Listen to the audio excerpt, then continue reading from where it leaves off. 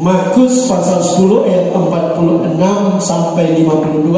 Dahsyat. Kalau saudara sudah dapat katakan dahsyat. Kita baca bersama-sama. 3, 2, 1. Lalu tibalah Yesus dan murid-muridnya di Yeriko. Dan ketika Yesus keluar dari Yeriko bersama-sama dengan murid-muridnya dan orang banyak yang berbondong-bondong, ada seorang pengemis yang buta bernama Bartimius, anak Timius, duduk di pinggir jalan.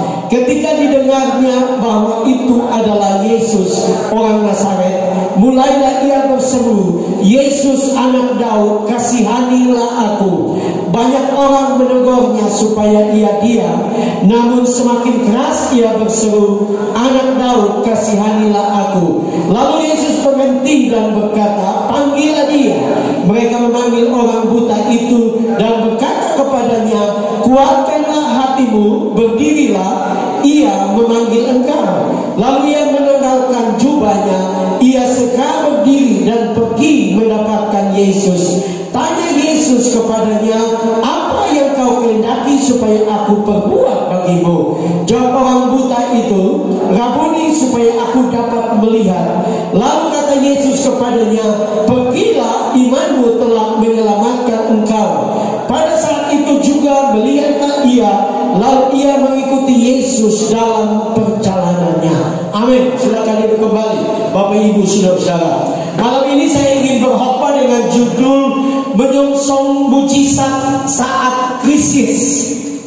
Ya, menyongsong mujizat saat krisis. Nah, sekarang dunia sudah sangat terbuka dan saya percaya banyak di antara Bapak Ibu Saudara-saudara yang mungkin sudah ikut berita ya, bahwa dunia yang saya dan saudara hidup ini tidak bertambah baik. Ya, kalau saudara perhatikan pidato dari Presiden Jokowi, ya, dalam pidato itu Presiden berkata bahwa PBB menyatakan bahwa 60 negara akan bangkrut. Ya, dan itu sudah terbukti dengan negara Myanmar sudah bangkrut. Presiden dan Perdana Menterinya sudah lari tinggalkan negaranya. Ya, dan ada 60 negara. Nah, negara yang dianggap negara kuat dan kaya di dunia, Amerika pun sekarang sudah mengalami inflasi. Ya, itu fakta. Bahkan Presiden Jokowi berkata bahwa dari banyaknya pemimpin dunia, ada 6 pemimpin negara di dunia ini yang diminta untuk menangani krisis, diminta oleh PBB untuk menangani krisis global di dunia. 6 itu salah satunya Presiden Jokowi, karena dianggap sukses untuk membawa Indonesia keluar daripada krisis. Ini luar biasa. Ya, ini luar biasa Bapak Ibu Saudara-saudara. Dan Presiden Jokowi berkata dari 60 negara itu tidak termasuk Indonesia. Mari beri kemuliaan kepada Tuhan. Nah, kemarin kita baru merayakan kemerdekaan, hari ulang tahun kemerdekaan Indonesia yang ke-77. 77 saya perhatikan ini 7 biasanya disebut angka sempurna. Ya, angka sempurna dan 77 ini double sempurna. Dan slogan yang ada itu luar biasa, saudara. Saya percaya Tuhan menyertai pemimpin negara kita. Amin.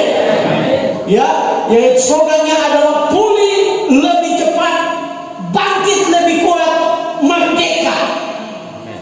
Amin. Bahkan kemarin heboh, saya lihat di berita saudara-saudara, heboh karena sepanjang sejarah Indonesia merdeka, dalam perayaan 17 Agustus baru pertama kali semua pejabat pemerintah termasuk Jokowi dan Ibu berjoget dalam perayaan. Iya. Nah, memang dunia yang kita hidup ini Bapak Ibu Saudara-saudara tidak gampang. Karena itu kita perlu sungguh-sungguh dengan Tuhan. Amin. Nah, kita sedang membaca satu kisah yang berbicara tentang seorang buta bernama Bartimius. Nah, yang luar biasa Bapak Ibu Saudara-saudara, Bartimius ini adalah seorang yang punya nama yang sangat bagus. Bartimius itu namanya bagus. Tapi fakta hidupnya Bartimius buta. Dan dia menderita. Ada banyak saudara yang mungkin punya nama bagus. Ya, saya punya nama Frans. Saya coba untuk cari tahu, dan Frans artinya sumber air sudah dekat. Saya tidak tahu kenapa dia artikan seperti itu. Saya suka search di Google, saudara.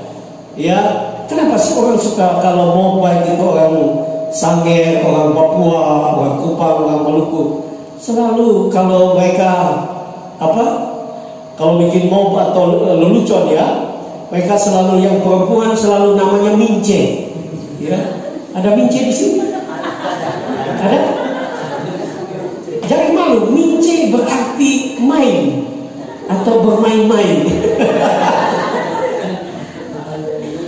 Ya, saya punya anak, saya kasih nama Anastasia yang mempunyai arti kebangkitan. Bapak Ibu saudara, bagaimana punya nama ada arti ya pasti. Ya, semua kita punya nama itu ada arti. Karena orang tua memberi nama karena mereka suka satu waktu akan menjadi sesuatu yang besar. Tapi kembali kepada Bartimius. Bartimius ini adalah seorang yang buta. Dan saudara tahu bahwa orang buta biasanya mereka merasa bahwa mereka tidak punya masa depan. Amin. Kalau saudara buta, pasti saudara pikir tidak ada lagi jalan keluar, tidak ada lagi harapan. Tetapi saya percaya di dalam Tuhan selalu ada harapan. Amin. Di dalam Tuhan selalu ada kesempatan. Bahkan kalau Bapak Ibu saudara kita belajar bahasa asli, bahasa Yunani, ya, kata untuk waktu itu, ya, itu ada dua, yaitu kronos. Kronos itu waktu yang berjalan, ya, detik, menit, ya, jam, hari, minggu, bulan, dekade sampai kepada milenium. Itu waktu yang berjalan. Kronos itu waktu yang sedang berjalan, waktu yang sedang kita lewati. Tapi ada kata Yunani yang lain tentang waktu, yaitu kairos. Kairos itu adalah kesempatan. Ya. Kairos itu adalah peluang. Dan sebagai orang percaya, saya mau katakan kepada Bapak Ibu saudara, kalau engkau ada malam ini adalah kesempatan Tuhan melawat engkau. Amin. Ini adalah kesempatan engkau lihat mujizat dari Tuhan. Ini adalah kesempatan. Nah, itu yang terjadi dengan Bartimius. Alkitab mengatakan bahwa Yesus mau lewat. Ya, ini Yesus masuk ke Yeriko. Tadi Alkitab mengatakan, dan dia keluar. Kenapa itu kesempatan buat Bartimius? Karena setelah Yesus keluar dari Yeriko, Yesus langsung pergi ke Yerusalem dan dia ditangkap dan disalibkan. Kalau Bartimius waktu itu tidak ambil kesempatan itu, dia akan buta seumur hidup. Bartimius menangkap kairos Tuhan, kesempatan, peluang dari Tuhan untuk dia dapat melihat kemuliaan Tuhan. Amin. Nah, saya mau katakan malam ini, saya percaya tidak ada yang kebetulan. Amin. Sebenarnya juga kami merencanakan untuk KKR dengan penasihat BPP Pak Hendra Karyana, tapi karena beliau ada kegiatan yang cukup padat, ya, sehingga beliau tidak datang, hampir dibatalkan, ya. Tetapi ya, dengan Pak Ketua Wilayah kita atur sekaligus untuk peletakan batu, jadi akhirnya saya harus berangkat. Dan saya percaya tidak ada yang kebetulan. Amin. Malam ini adalah malam kesempatan. Amin. Malam ini adalah malam peluang supaya saya dan saudara bisa melihat perbuatan Tuhan yang dahsyat. Amin.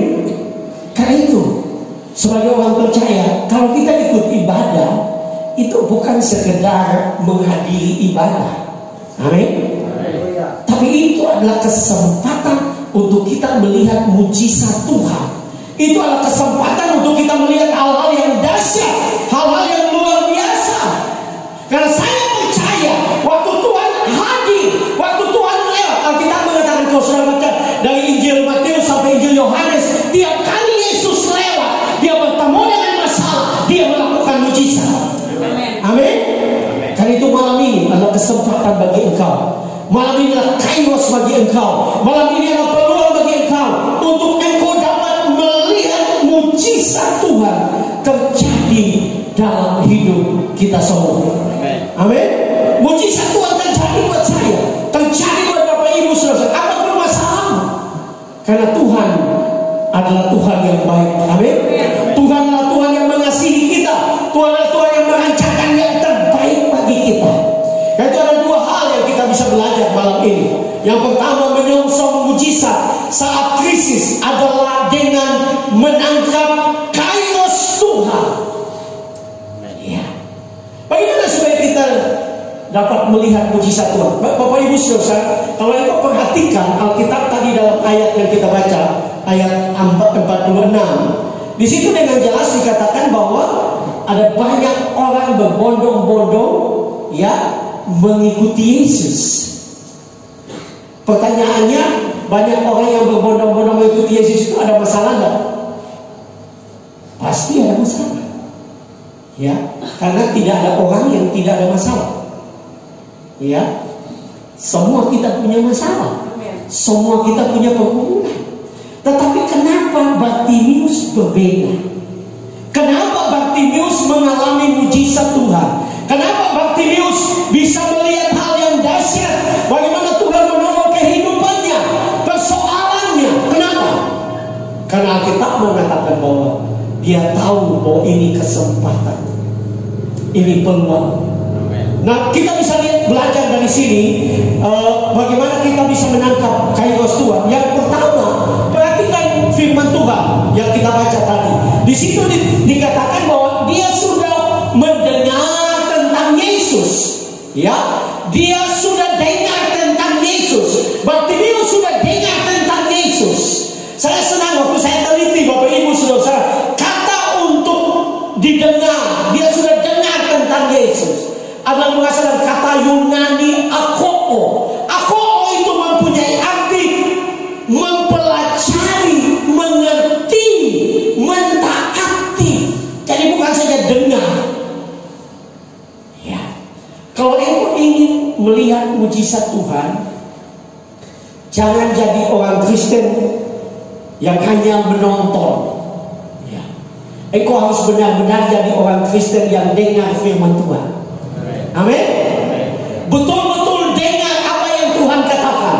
Saya percaya Bartimius bukan baru kali ini dengar tentang Yesus. Dia mungkin sudah dengar Yesus membuat banyak mujizat, dan dalam keadaan seperti itu dia dengar lagi bahwa Yesus sedang lewat, dan dia menangkap kesempatan itu, dia menangkap kairos itu, sehingga dia mengalami mujizat Tuhan. Amin. Kalau engkau ingin lihat mujizat Tuhan malam ini, saya mau katakan hanya satu cara, yaitu perhatikan firman Allah. Amin. Dengarkan firman Tuhan, tangkap firman Tuhan. Seringkali orang Kristen kalau dengar khotbah, seringkali mereka bilang begini, ini firman Tuhan cocok buat dia. Iya kan? Kita selalu menganggap firman Tuhan cocok buat orang lain.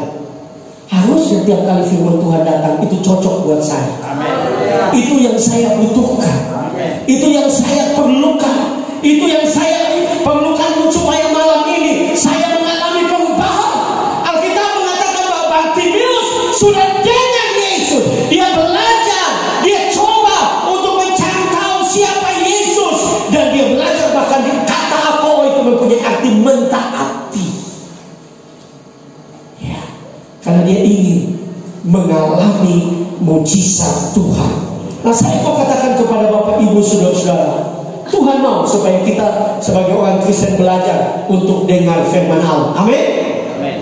Mendengar firman Tuhan. Yang kedua, bagaimana supaya kita bisa menangkap kairos Tuhan? Bapak Ibu Saudara, di situ dikatakan lalu berserulah Bartimius. Ya. Nah, ini luar biasa. Kata ini juga, ya, kata yang dipakai untuk berseru adalah kraso. Kraso itu, Bapak Ibu Saudara, bukan sekedar berseru. Dia tidak sekedar berseru, Yesus anak Daud, kasihani saya.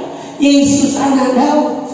Ya, kata kraso itu ya di dalam bahasa asli Yunani itu mempunyai arti bahwa seperti tangisan burung gagak. Ya, saya tidak tahu di Sangir burung gagak ada burung gagak di sini? Ada. Di sini bilang apa kalau burung gagak? Ya? Burung gagak dibilang apa? Hah? Hoka-hoka? Kalau di daerah saya di timur itu kita panggil dia burung kak. Karena memang teriakannya kan begitu kan? Ya. Nah, Alkitab mengatakan dengan jelas bahwa Bartimius berteriak seperti orang menangis, seperti burung gagak. Nah, burung gagak belum menangis saja dia berteriak besar sekali.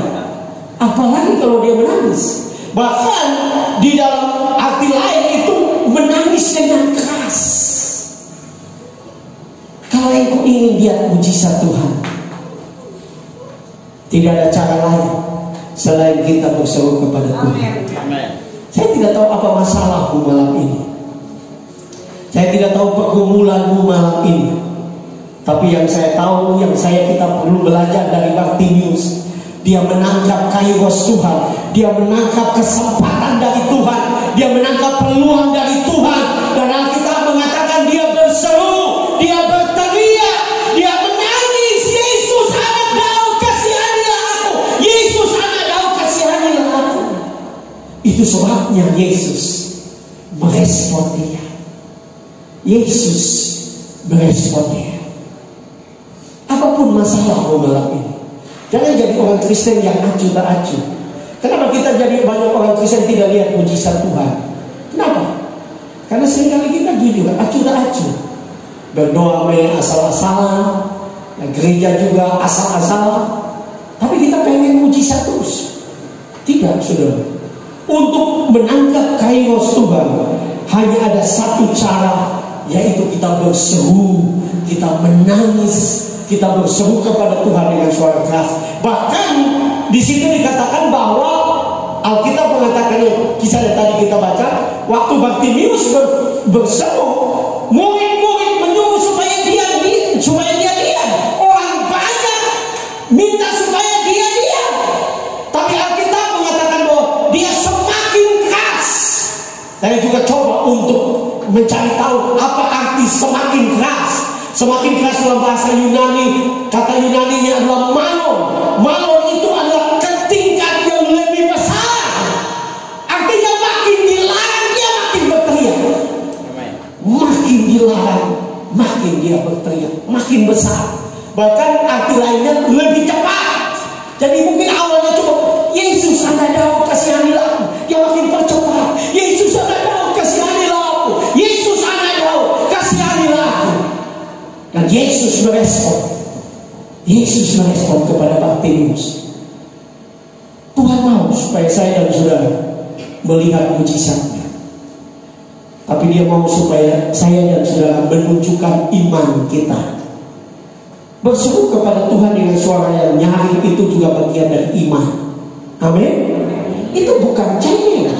Itu adalah bagian dari iman.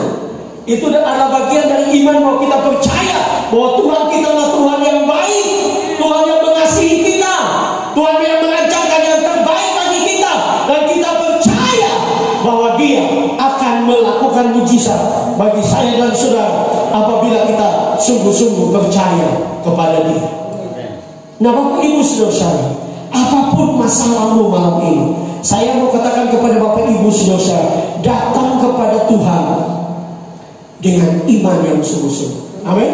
Berseru kepada Dia, percaya bahwa Tuhan mau melakukan yang terbaik bagi saya dan saudara. Karena Dia sedang lewat malam ini. Dia sedang datang buat saya dan saudara. Karena tidak ada yang mustahil bagi Tuhan. Amin.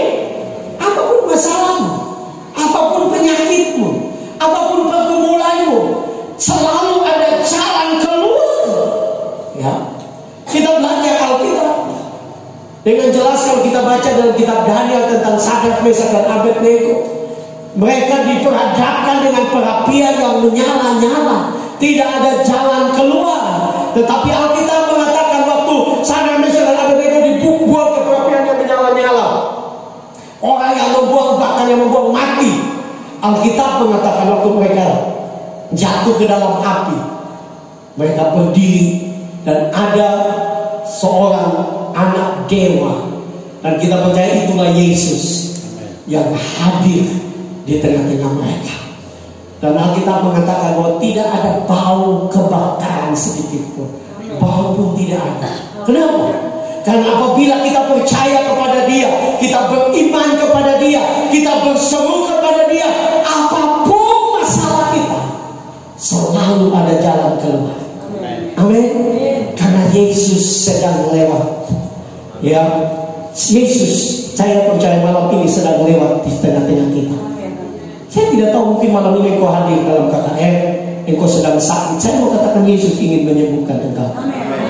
Yang penting engkau percaya, engkau berseru kepada Dia, engkau berlari kepada Dia, engkau datang kepada Dia, engkau berteriak kepada Dia, maka mujizat pasti terjadi. Ya. Mungkin engkau sedang kekurangan malam ini, atau engkau sedang menghadapi satu utang yang besar, engkau sedang menghadapi satu tantangan yang besar. Saya mau katakan, berseru kepada Dia, datang kepada Dia dengan iman, tidak perlu lihat kanan kiri, datang dengan iman, melangkah dengan iman, biar mujizat Tuhan terjadi atas kehidupan apapun masalah. Saya waktu menulis khotbah ini, saya teringat Bapak Ibu Saudara, ada kisah tentang seorang ibu yang menurut dokter dia tidak bisa lagi ditolong. Dia sudah kanker stadium 4. Dia harus melakukan kemoterapi, ya. Dan Bapak Ibu Saudara, malam itu ada KKR. KKR itu dilaksanakan oleh Papa dari Joel Osteen. Kalau saudara suka nonton U Channel, ada pendeta Joel Osteen di Amerika. Dia gereja terbesar di dunia, ya. Jemaatnya sekitar 32.000 orang.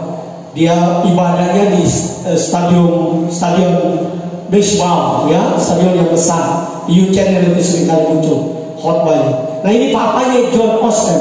Malam itu John Osteen berkhotbah tentang oleh bilunya kamu disembuhkan. Oleh bilunya, dan pendeta John Osteen berulang-ulang berkata, oleh bilunya kamu disembuhkan, oleh bilunya kamu disembuhkan. Dan dia ulang-ulang cuma itu. Dan dia mendorong semua orang yang hadir malam itu untuk terus berseru, oleh bilunya saya disembuhkan, oleh bilunya saya disembuhkan. Apa yang terjadi? Ibu itu tidak disembuhkan di dalam KKR, tapi dalam kisah yang ditulis dalam bukunya pendeta John Osteen, dikatakan ibu ini pulang, sepanjang jalan dia terus berteriak, oleh bilunya saya sudah disembuhkan, oleh bilunya saya sudah disembuhkan. Dia sampai di rumah, dia berteriak, dia pergi ke dapur, dia berteriak, oleh bilunya. Dia ke kamar mandi terus berteriak, oleh bilunya saya sudah disembuhkan. Nah, saudara tahu, dalam kisah itu dikatakan waktu dia berteriak seperti itu, suaranya naik lebih tinggi, naik lebih tinggi, akhirnya sampai ke takhta Allah. Dan sesuatu terjadi, mujizat terjadi. Besoknya dia pergi ke dokter dan dia periksa, kankernya sudah bersih, oleh bilunya dia disembuhkan. Oleh bilunya dia disembuhkan. Kalau kita datang dan berseru kepada Tuhan, Tuhan tidak pernah mengecewakan. Amin. Tuhan tidak pernah mempermalukan kita. Dia Allah yang baik. Biarlah malam ini saya dan saudara dengan iman datang kepada Tuhan, berseru kepada Tuhan, berteriak kepada Tuhan, sampai surga merespon. Amin. Sampai surga merespon persoalan saudara, dan mujizat terjadi atas kehidupan. Yang kedua, Bapak Ibu Saudara, menyusul mujizat saat krisis adalah dengan kita mendengarkan tawaran Tuhan. Alkitab mengatakan bahwa Yesus kemudian memanggil Bartimeus, ya, dan Bartimeus datang kepada Yesus. Waktu Bartimeus datang, saya memperhatikan ada dua kata yang muncul di sini. yang begitu penting yang harusnya kita perhatikan sebagai orang Kristen. Yang pertama adalah yang kau kehendaki. Ya. Nah, ini adalah tawaran Tuhan. Saya memperhatikan dalam bahasa asli kata yang kau kehendaki adalah telo. Telo itu adalah yang engkau pikirkan, yang engkau niat, yang engkau tekadkan, yang menjadi tujuanmu, yang menjadi harapanmu, hasratmu. Ya. Jadi waktu Tuhan merespon seruan kita, Tuhan mau menjawab apa yang kita kehendaki. Amin. Apa yang kita inginkan, apa yang kita sedang pikirkan, niat, tujuan kita. Ya. Jadi betapa baiknya Tuhan. Amin. Pemasmur mengatakan bergembiralah karena Tuhan, maka Ia akan memberikan apa yang diinginkan hati. Ya, artinya Tuhan, banyak kali orang bilang begini, Tuhan itu hanya dengar doa, Tuhan tidak dengar keinginan. Kalau begitu bertentangan dengan ayat itu, karena ayat itu berkata bahwa bergembiralah karena Tuhan, maka Ia akan memberikan apa yang engkau inginkan, diinginkan hati. Artinya keinginan pun dapat didengar oleh Tuhan, dijawab oleh Tuhan. Yang penting kita percaya. Amin. Yang penting kita sungguh-sungguh beriman, sungguh-sungguh bergantung kepada Tuhan. Ya. Jadi datang kepada Tuhan tidak perlu. Ada orang menggambarkan waktu kita datang kepada Tuhan itu, ya, bahkan Alkitab menggambarkan kita datang kepada Bapa, betul? Dan Bapa kita adalah Bapa yang paling baik. Amin. Amin. Yesus gambarkan di dalam Injil Lukas pasal 15 bagaimana anak terhilang pulang. Yesus menyiapkan yang terbaik. Ya, Yesus menyiapkan yang terbaik karena kita punya Tuhan yang baik. Paulus berkata bahwa kalau anaknya sendiri Dia berikan bagi kita, apatah lagi yang kita perlukan. Amin. Artinya Tuhan mau supaya waktu saya dan saudara datang kepada Dia, dengarkan apa yang Dia mau, nyatakan kepada Dia apa yang saya dan saudara mau, temukan dengan Dia, dan tidak perlu ragu karena Dia adalah Tuhan yang baik. Amin. Dia adalah Allah yang baik. Nah, kata yang kedua adalah berbuat. Aku berbuat kepadamu. Kata yang dipakai adalah poieho. Ya, kata poieho mempunyai arti melakukan, menghasilkan, menjadikan, mengadakan, menetapkan. Luar biasa. Ya, Tuhan seperti datang, atau Tuhan seperti berkata, ini cek kosong, isi berapa saja yang engkau mau. Apa yang engkau ingin aku berbuat? Ya. Betapa pentingnya saya dan saudara menyadari bahwa Tuhan begitu baik. Amin. Seringkali kita tidak lihat mujizat karena kita acuh tak acuh dengan Tuhan. Kita kurang yakin tentang Tuhan. Bahkan ada banyak orang Kristen kecewa dengan Tuhan. Karena kalau kita kecewa dengan Tuhan, biasanya kita tidak sungguh-sungguh dengan Tuhan. Tapi saya mau katakan Tuhan kita adalah Tuhan yang baik. Amin. Dalam pengiringan kita dengan Tuhan, saya mau katakan kepada saudara bahwa sama seperti Bartimius, ada suara-suara yang bisa menghambat untuk kita mengalami mujizat. Saya percaya suara yang pertama adalah diri kita. Biasanya kita ingin sesuatu dari Tuhan, menginginkan mujizat dari Tuhan. Seringkali kita berpikir atau kita coba untuk menganalisa. Contohnya, ya, kalau saudara sudah mulai tua, kemudian saudara sakit, saudara pergi ke dokter, dokter selalu bilang, Pak, Ibu, pulang saja, ini penyakit orang tua. Apa maksud dokter? Artinya begitu sudah tua jadi mesti penyakit-penyakit. Ya, betul?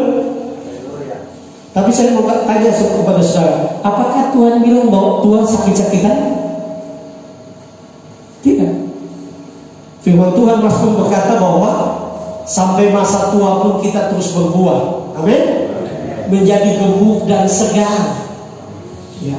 Kalau kita sungguh-sungguh di dalam Tuhan, sampai tua pun kita masih terus berbuah, terus jadi berkat. Amin. Terus melihat mujizat Tuhan. Amin. Terus melihat perbuatan Tuhan yang dahsyat. Ya.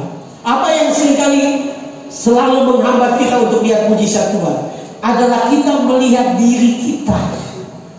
Ya, wah memang ini saya orang miskin, saya pun tete miskin, saya pun papa miskin, pasti saya juga miskin.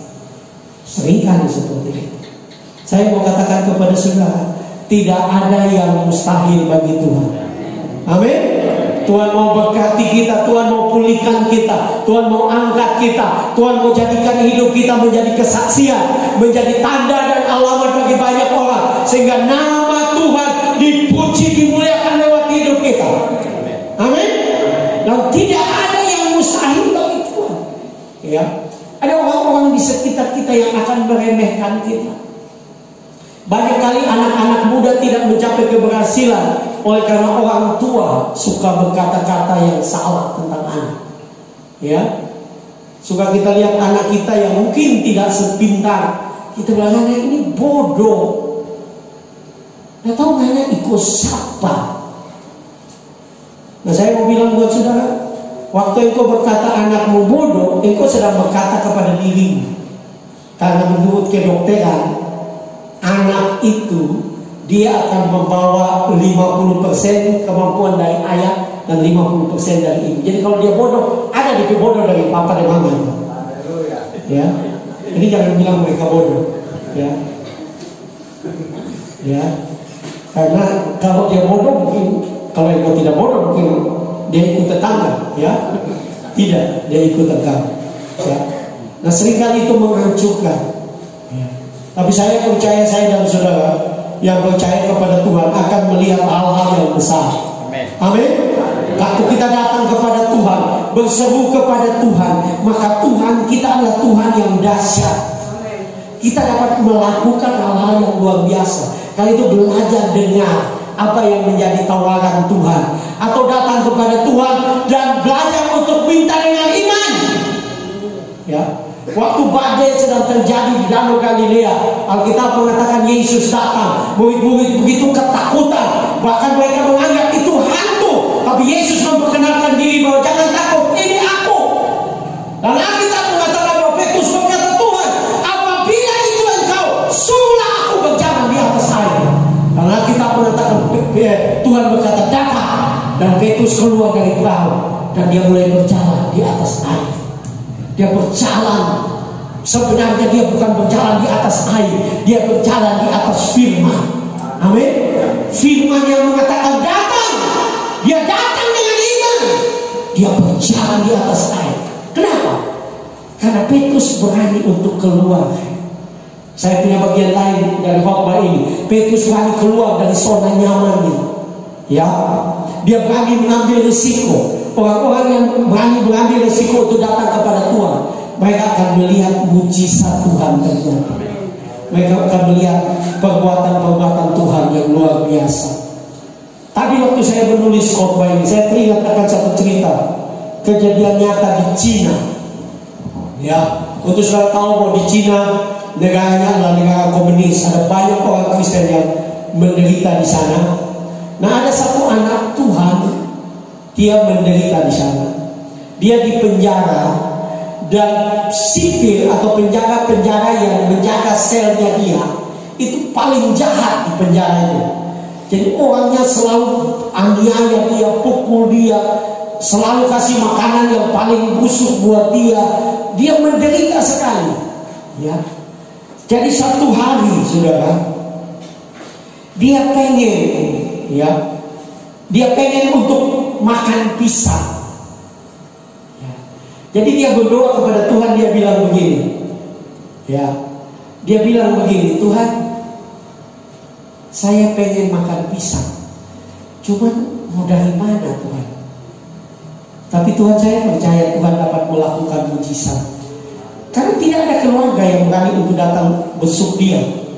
Karena kalau mereka besuk dianggap dia juga orang Kristen yang di penjara. Ya. Nah kemudian saudara, dia berdoa kepada Tuhan.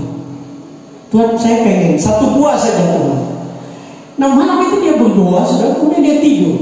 Besok pagi dia kaget karena sipirnya itu buka lubang biasa untuk kasih masuk makanan. Sipirnya buka itu, ya, dan dia lempar pisang satu sikar, saudara. Dia kaget. Waktu pisang itu jatuh di selnya, dia ingat ayat firman Tuhan dalam Efesus 3 ayat 20. Efesus 3 ini ayat terakhir yang kita baca. Efesus 3 ayat 20, mari kita baca bersama-sama. Efesus 3 ayat 20. Efesus 3 ayat 20. Saya akan bacakan buat kita semua. Efesus 3 ayat 20. Bagi dialah yang dapat melakukan jauh lebih banyak daripada yang kita doakan atau pikirkan, seperti yang ternyata dari kuasanya yang bekerja di dalam kita. Tuhan kita adalah Tuhan yang besar. Amin. Dia dapat melakukan jauh lebih daripada yang kita doakan dan pikirkan. Dia Tuhan yang baik. Apa masalahmu malam ini? Apa pergumulanmu malam ini? Saya mau katakan dia dapat melakukan jauh lebih banyak daripada yang kita doakan dan pikirkan. Yang penting engkau menangkap kairos Tuhan. Yang penting engkau datang kepada Dia.